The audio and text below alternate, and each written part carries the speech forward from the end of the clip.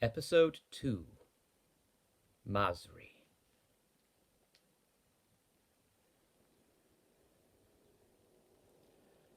The lights of his private sanctum were dimmed, casting only the merest tracery of red light from the wall-mounted illuminator panel. It nonetheless drenched everything in a suffocation of darkness and blood.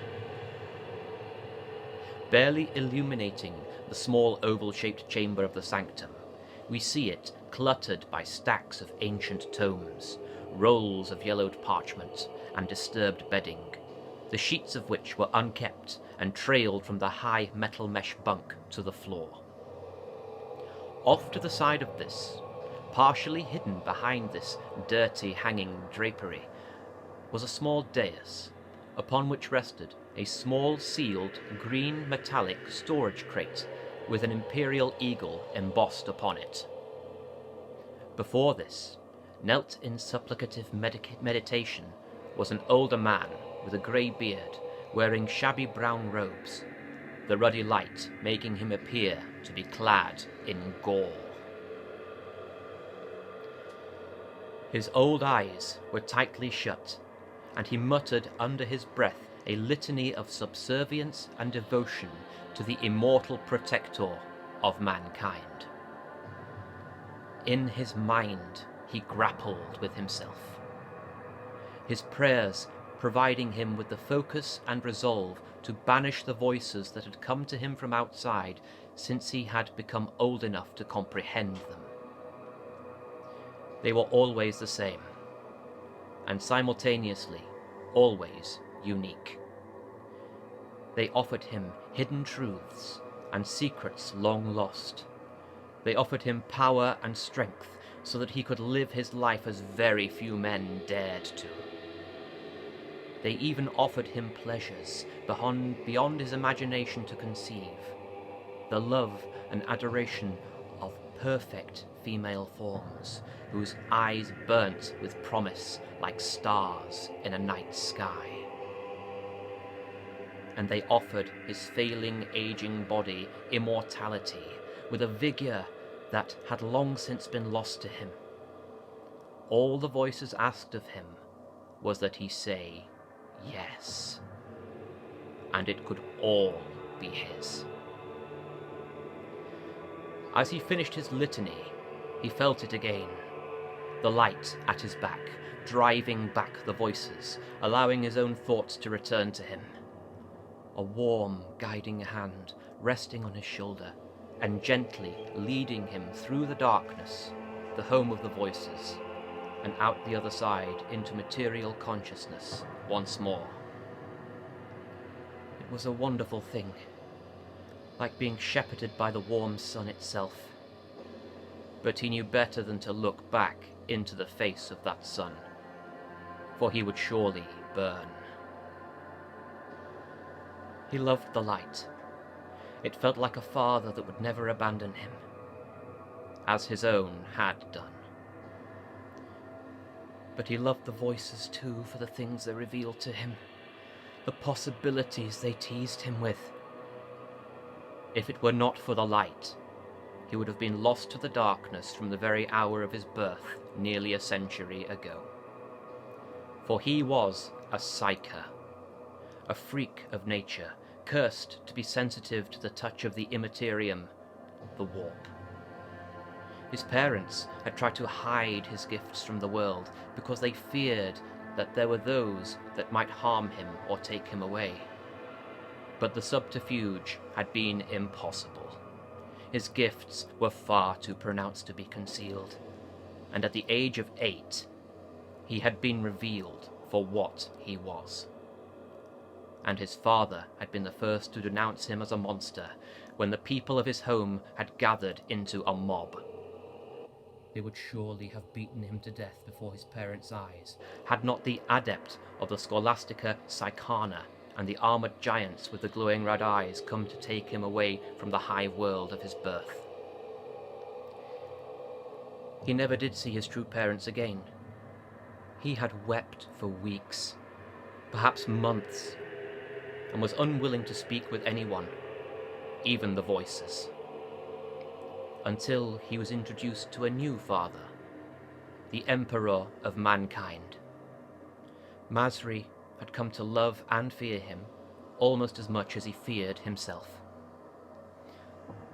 The following years were consumed by a life of strict mental discipline, being drilled by countless masters to teach himself restraint and abstinence, to channel only in the service of mankind, and to resist the urge to bathe and gorge in the raw power that was open to him.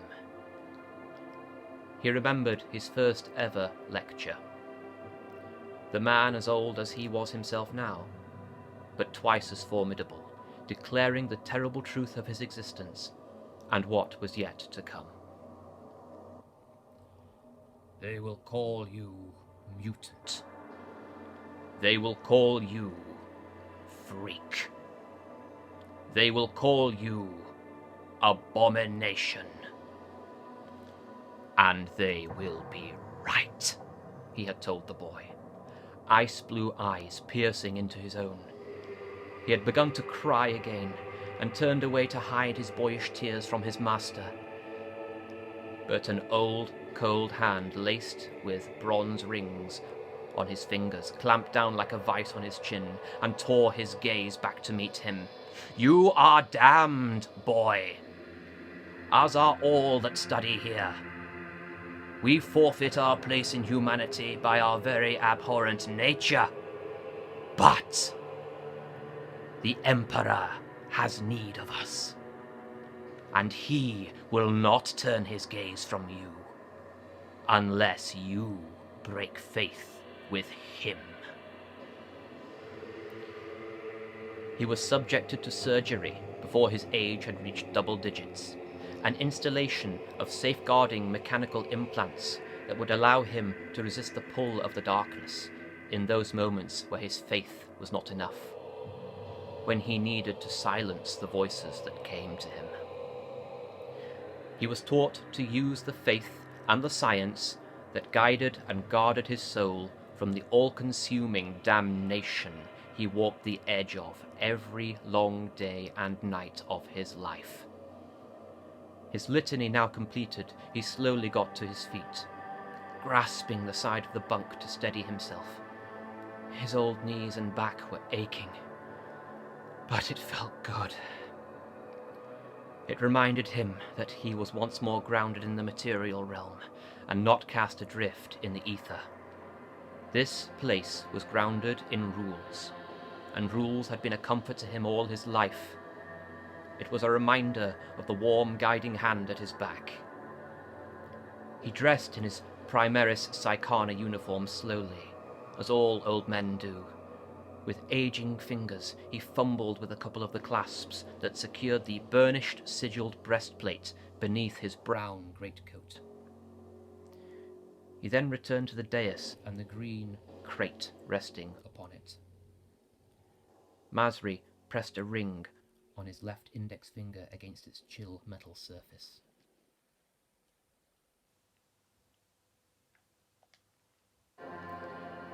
The top slid open, and reaching within, he pulled out a tarnished bronze iron rod, 1 foot long and tipped in a glorious golden imperial eagle.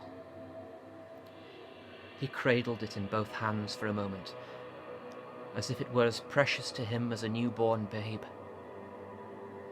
Then he held it out and pressed a hidden button on its length. The rod extended another 4 feet to become a full-length staff. It crackled in his hands with a colourless power, though none but the old man could see it. He sighed as he felt himself connecting with all consciousness around him. The guardsmen, the staff officers, even the machine spirits of the war machines they kept at the Citadel. And he heard them. With the light at his back once more, he cloaked himself in his faith and his reason, and closed the door on them one more time. He exited his sanctum, and the light from the corridor outside spilled in temporarily before the door closed again. Troopers outside stepped aside at his sudden appearance. He lowered the cowl over his old, pale, balding head and strode down the corridor. Even as he left them behind him, he heard them curse him as he went. "You could destroy them all," whispered the seductive one, with a voice like silk drawn slowly against the skin. "And I would be yours forever, my love." Mazree continued on his way through the base, past the men drilling at their ranges with disciplined barking volleys of lasfire. "Get thee behind me," he whispered back.